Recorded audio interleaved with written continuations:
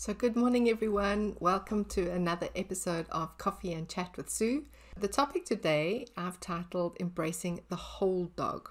And what does that mean? So you know that I have a holistic approach to things, and certainly it has to do with that as well. But this goes deeper into that whole approach, that whole holistic look at having dogs in our lives. So I'm going to turn things on their heads, as I often do when I've been contemplating something and trying to understand it in a deeper way. That's what we're going to do today. We're going to flip some things on their head. One of the things that we do as dog parents and as human beings is that we tend to spend more time seeking pleasure and avoiding pain. And this is just part of who we are as humans. And it seems that we go to great lengths to do just that, to seek out all the pleasurable things and to avoid the fearful things, the things that make us uncomfortable and fearful. We avoid those and that cause us pain. We avoid all of that. We know that it's a biological function, of course, that it helps us to keep us alive. It helps us seeking connection with others and building relationships and avoiding things that are dangerous for us, because that's what's going to cause us to be alive and thrive versus, not on the other side. So it has a biological function, but if we look at it in that way, that's the way it serves us.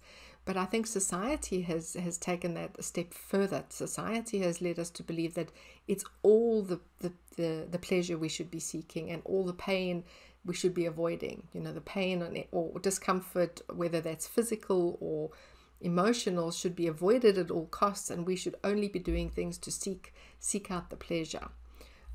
Because if you look at it from being a young child, starting off, we are rewarded for things that we do well. It's all about a good bad continuum, and if we get good grades at school and get a good job and have a great life and the great house and the car and the family and all those things that push us into that avenue of seeking more and more pleasure. But if we look at it from a natural perspective, we know, as I said, we cannot have one without the other. We look at nature again. We've got night and day.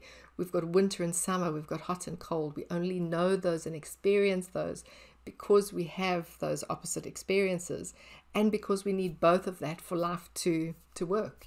Just like the plants need a dormant period of death and from a seed growing up to a plant, etc. It's just part of life. It's part of nature. So where does this all bring us with regards to our dogs? When we get our dogs, we often think, we have this vision of this best life with them, of experiencing joyful moments and happiness and having fun together, etc. But we also know, even though we don't want to think about it or we don't want to acknowledge it at first, there will be discomfort and pain during our lives, probably at several points in our lives. So what do we do with that?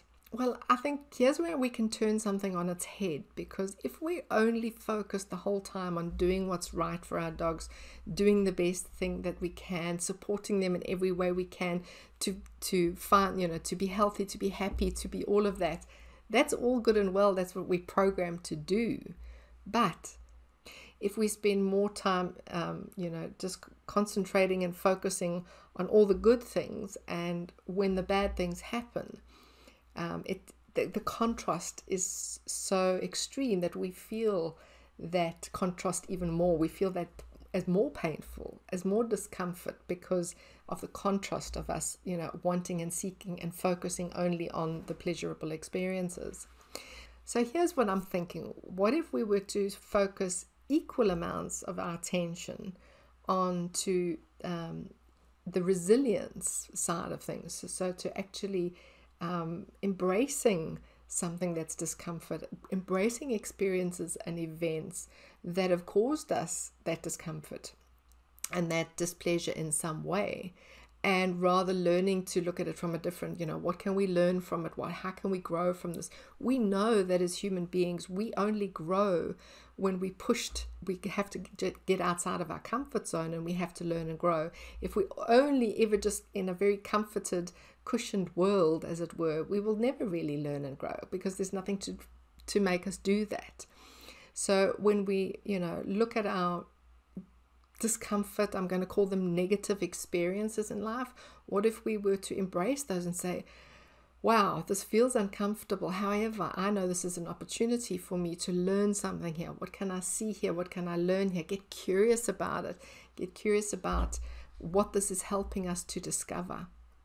And learning all those things that help us to bring us back into balance when that phase has passed, or being able to move through that experience without the huge emotions that come up and overwhelm us, to be able to move through them with a more ease and flow, as it were, and understand them better as opposed to fearing those experiences, I think can go a long way for helping us to overall have a much more happy and balanced life. So, happy and balanced is not just always about seeking the good stuff. It's also about being able to be curious and embracing the not so good stuff that is inevitable in our lives with our dogs. We cannot try to avoid it all the time. We cannot fear it all the time, because it's only going to make it seem worse on the other side.